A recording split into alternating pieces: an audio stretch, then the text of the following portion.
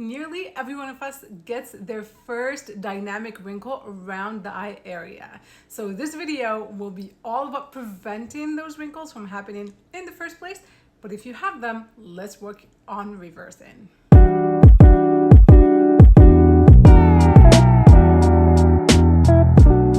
If you're new here, welcome. My name is Nadia founder of the beautydoctrine.com and the principles of functional beauty.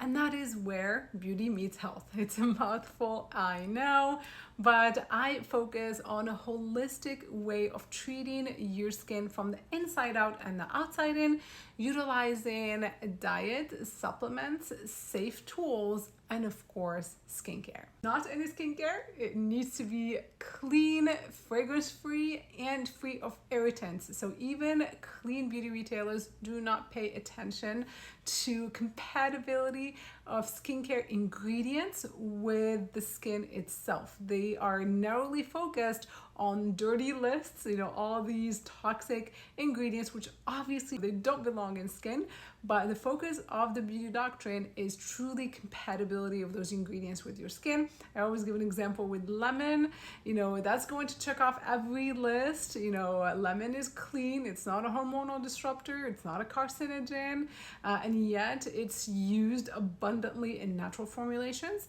Well, at the Beauty Doctrine, that is not an ingredient that's even allowed.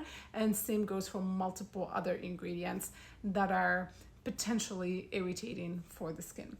So stick with us here at the Beauty Doctrine. You'll get to learn a ton.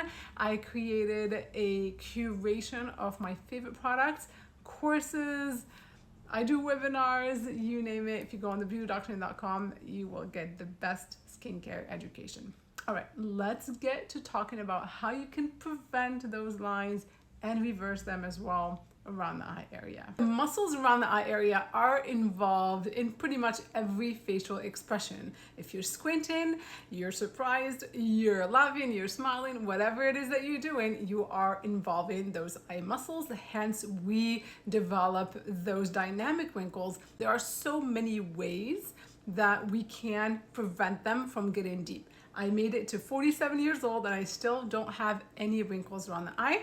That's because I'm maintaining my skin really well, and I'll teach you how to do that as well. Let's first get the basics out of the way. This advice that I'm going to give is going to work obviously for the entire face, for the entire body. It's really just about keeping that hydration in and keeping those dehydrated and drying elements, factors out. And so how do you keep that hydration in? By minimizing sun exposure. We don't want to be cooking our skin in direct sunlight for a long time. We still need some direct sunlight. I love to be in the sun about 15-20 minutes a day. It's so important for my mood. It's great for my health, vitamin D and so on and so forth. It's really just excessive sun exposure.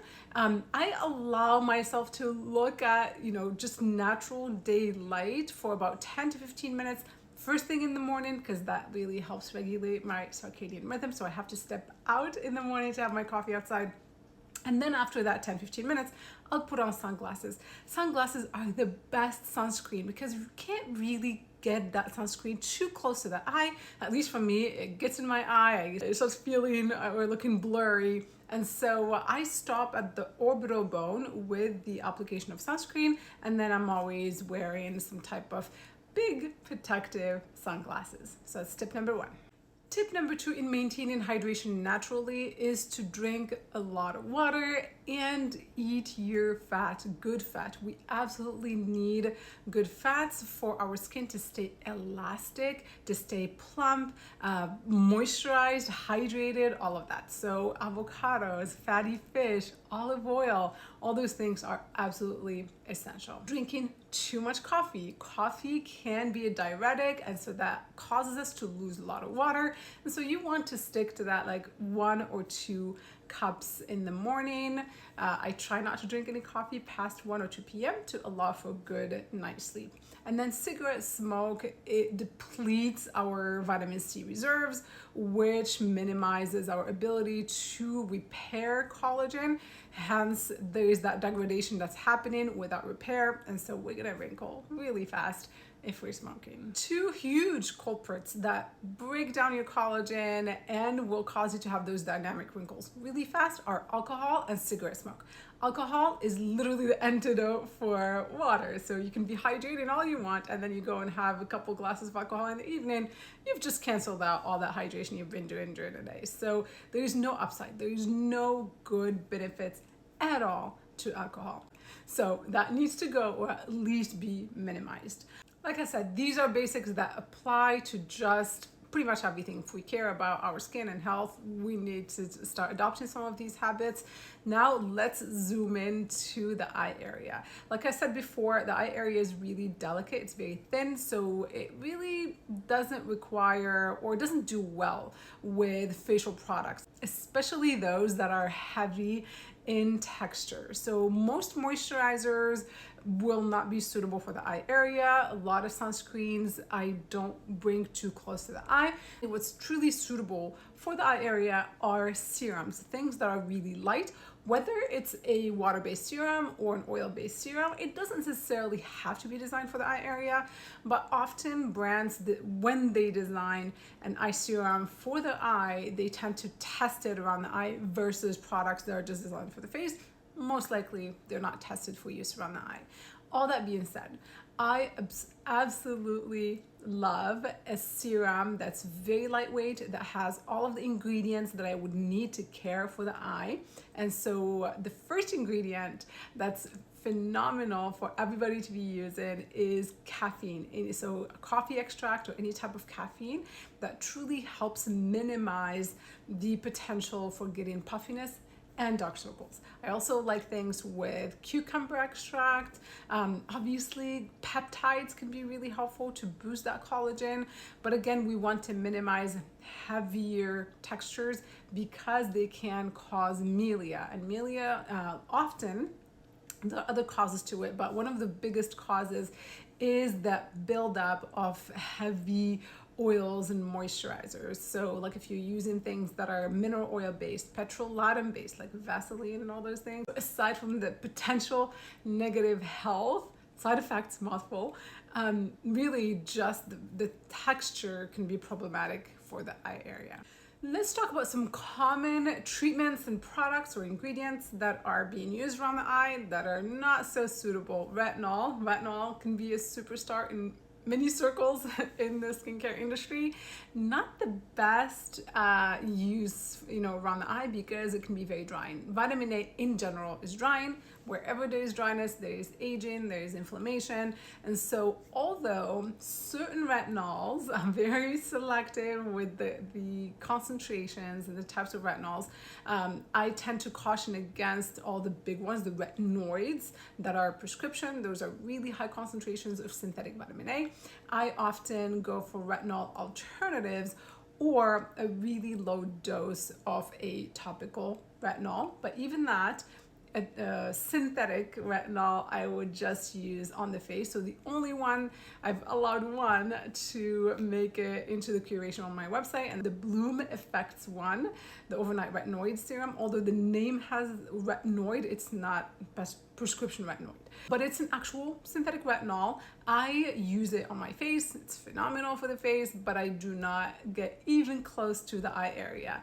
The way that I get a little bit of a super gentle dose of retinol around the eye is with Barrier Repair Serum, because it has rosehip oil in it. Rosehip has trans-retinoic acid, which is a molecule naturally found in there. Again, in a very low dose, when you apply it, it's going to convert.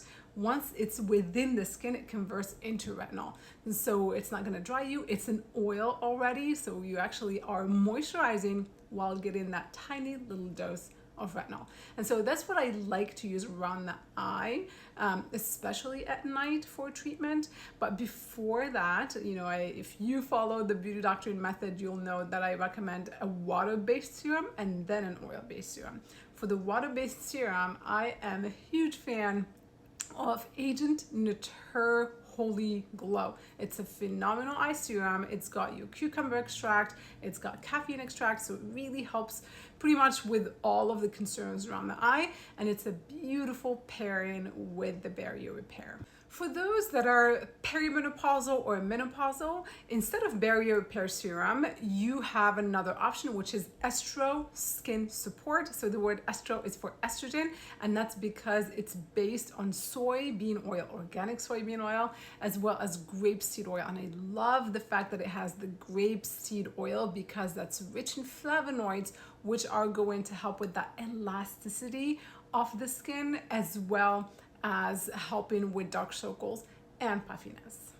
The reason that grapeseed oil can deliver all those benefits to the eye area or the face is because it's really rich in antioxidants, and some of them have anti-inflammatory properties. So a lot of times when we get that puffiness, dark circles, that is a source of inflammation, or they're induced by inflammation, which very often a lot of skincare products and tools, a lot of people mess with their faces too much. A lot of those things can lead to inflammation. So we always want to be thinking reduce inflammation, increase healing and protection with antioxidants and flavonoids.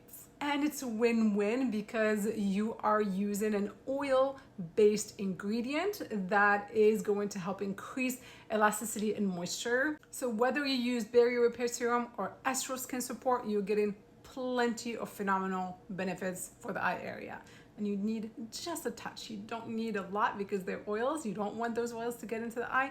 So start with your water-based serum that's made for the eye area, that's tested for it.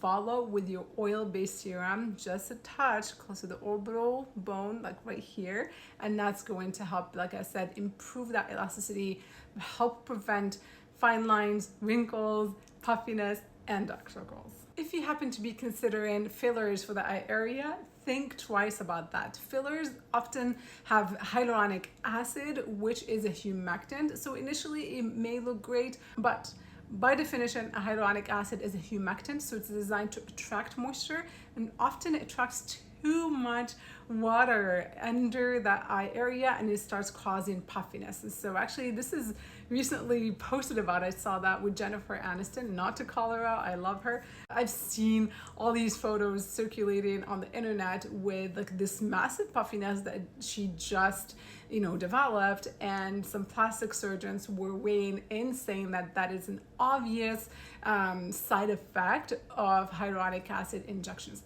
Plus, anytime you inject in the eye area, you really are risking blindness and other issues because we have a lot of blood vessels. So it's an area that's really not worth messing with. And since we're on that topic, let's touch on Botox, my favorite topic. So with Botox, aside from it causing rapid bone loss, so if you're injecting Botox all over your face, your skull is shrinking. So there's less foundation for your skin and muscle and everything to sit on. It's just not anything that I ever find to be a good idea. But if we're talking about the eye area especially, so many of the comments I get from my community is the fact that when they get Botox around the eye, many experience eye droopiness. And that happens because Botox obviously paralyzes the muscle. When the muscle is not working, it actually starts wasting away. It wastes away again. You lose that structure that holds the skin up, but also because that muscle is not moving, it's not expanding and contracting, it will start just drooping down. It loses its ability to work and it just gets heavier, for lack of a better word, and it just kind of falls down. So many people that get injections, especially in the forehead, those forehead muscles are the ones that kind of lifting up our eyebrows.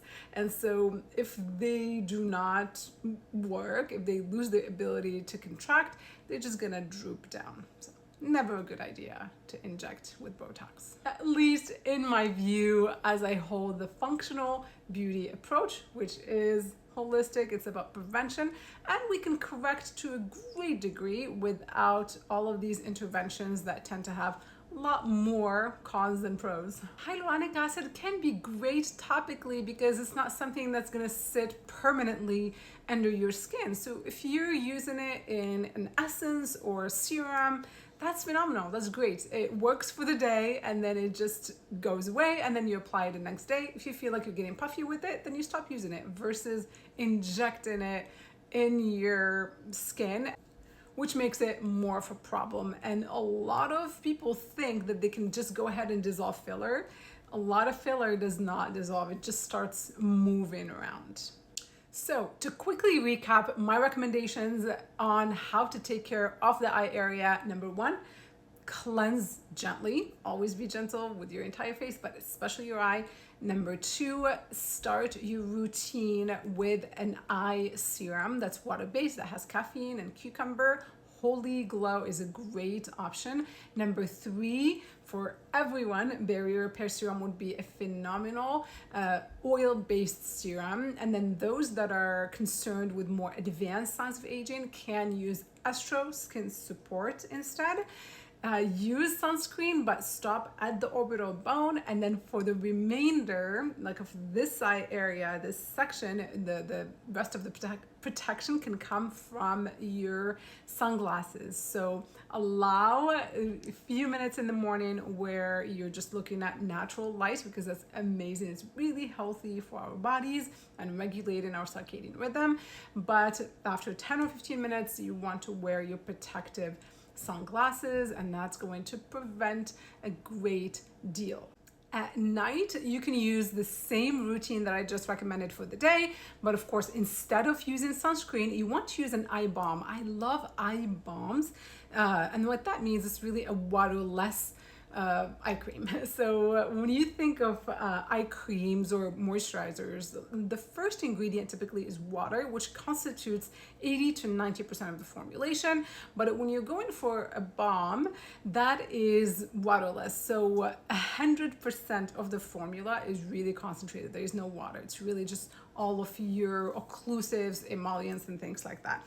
And so there are a couple that I adore. So as you see here, these are pretty rich. So this one is Tyla, this one is One Love Organics. And so what I do in the evening is I just take a little bit. It never goes in the immediate eye area. Again, we want to avoid moisture or heavy moisture as much as possible around that area. But guess what? Your first wrinkle shows up right here because you smile, you cry, like all of your facial expressions include that area. So that's where an eye balm would go. So I just press it.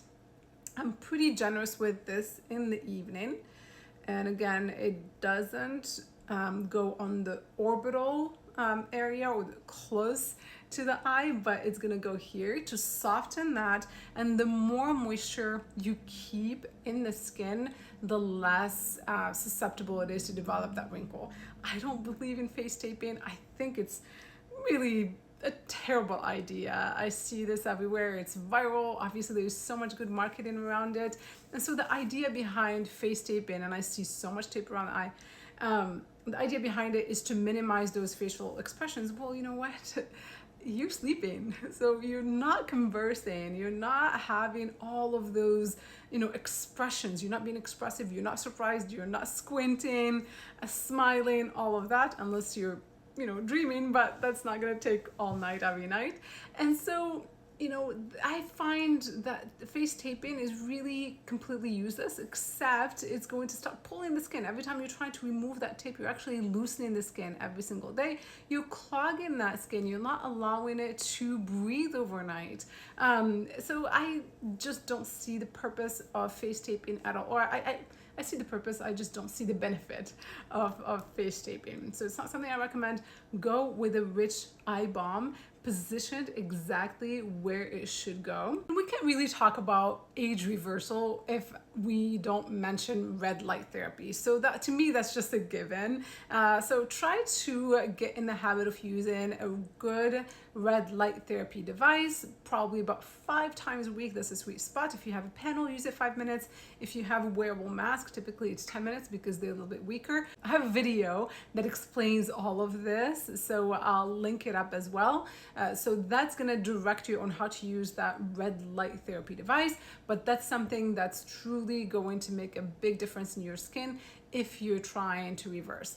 One last thing I'll say about beauty tools would be to avoid lasers, avoid any thermal energy devices because they can melt the fat and cause sagging and droopiness around the eye. Another thing to avoid is rubbing your eyes. Again, the eye area is really delicate, so we don't want to be rubbing, we don't want to be pulling, tugging, none of that. Just leave it alone.